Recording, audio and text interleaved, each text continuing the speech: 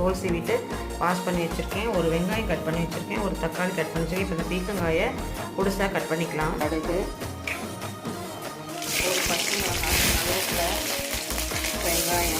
வெங்காயம் நல்லா வணங்கிடுச்சு. இப்போ ஒரே ஒரு தக்காளி கட் பண்ணி வச்சுருக்கேன். இப்போ இதை ஆட் பண்ணிக்கலாம்.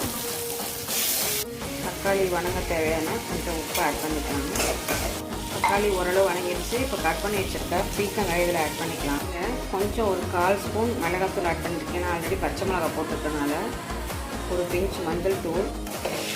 பீக்கங்காய் ஆல்மோஸ்ட் வெந்துடுச்சு. இப்போ அதில் 2 முட்டை ஆட் பண்ணிக்கலாம். எக்கு போட்டு நல்லா பொரியல் மாதிரி பண்ணியாச்சு. டேஸ்டி பீக்கங்காய் பொரியல் ரெடி. ட்ரை பண்ணி பாருங்கள், ரொம்ப டேஸ்ட்டாக இருக்கும்.